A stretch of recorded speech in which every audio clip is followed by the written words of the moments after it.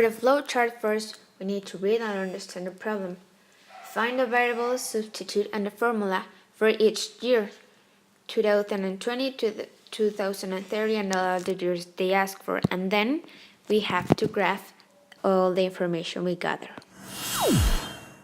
Concept of compound interest is the interest calculated on the initial principal and also of the accumulated interest of previous periods of loan. The formula for the interest compound in times per year and explain each variable of the formula. A is equal to 1 plus r over n elevated to nt that multiplies p. P is the principal amount, the initial amount you borrow or deposit. R is the annual rate of interest, it's like a decimal. T is the number of years the amount is deposited or borrowed for. A is the amount of money accumulated after n years including interest. Now, the formula for interest compound continuously and explain each variable of the formula. A is equal to PE that's elevated to RT. A is the amount in the account. P is the principal amount. E is a mathematical constant. R is the rate of interest. T is the time in years. Exponential growth is the variation produced by a function with a variable exponent. As the variable changes, the value of the function increases or decreases in proportion to its current value. This is a formula. Y of t equals a by e to kt. Y of t means the value at time. A means the value at the start. K means the rate of growth or decay, and T means the time. Now, an example. 2 months ago, you had 3 mice. Now, you have 18. So, all that we need to do is to have our formula and substitute A for 3, T for 2, and Y 2 equals 18. So our formula substituted is 18 equals 3 by e to 2k. So we simplify everything dividing the formula by 3, and now we have 6 equals e to 2k, and we just add the logarithm, and in this case is ln, so it's ln 6 equals ln e to 2k.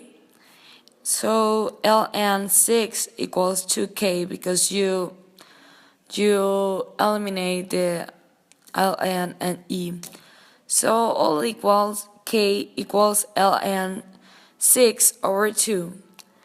And that is our substituted equation. And now in the graph you can appreciate how much the scale of the mice is growing, the line that shows how the growth is. Radioactive decay concept. It predicts the number of how decreases the number of the nuclei of a particular undamaged radioactive substance in the course of the time. The radioactive decay formula is n is equal to n subscript 0 times 2 raised to minus t divided by t, which is in capital letter. The meanings of the variables are: n is the number of the not decaying nuclei. N subscript 0 is the number of the initially existing nuclei. T is time, and T in capital letter is a half-life period. Half-time concept. It refers to the amount of time that takes to a quantity to increase by half. Half-life formula. P is the initial amount of the quantity. Then, the amount of the quantity percent after t units of time is given by this formula. A times t is equal to P times 1/2 raised to t divided by h. Our period is h units of time, And the number of periods at time t is t divided by h. Also, 1/2 is constant. The population of the world was 5.7 billion in the year 1995, and the observed relative growth rate was of 2% per year. This model by the function and parenthesis 3 parenthesis equal 5.7 e to the exponent of 0.02 t, where t is measured in years. The first question asks us to know what is the initial population of the people in 1995. So as we're going to start from 1995, we consider that year as the year 0. So the initial population will be 5.7 billion of people. Then the question B asks us to calculate the population of the world in the years 2020, 2025, and 2030. As we have the year 1995, we need to add or see how many years we need to get the year 2020. So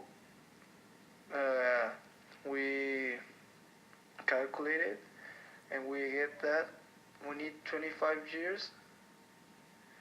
So 1995 can be 2020. So we substitute the 25 in the formula that we have given, where the t is, and we calculate it in the calculator, and well, we have as an answer that in the year of the 2020 there are gonna be 9.3977 billion of people in the world. Then for the year 2025, we found that we needed 30 years, so 95 could be 2025. So we substitute the number 30 where the t is in the given formula, and we calculated it, and the result was 10.3860 billion of people in the year 2025. For the year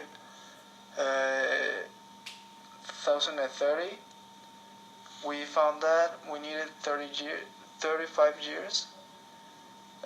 So 1995 could be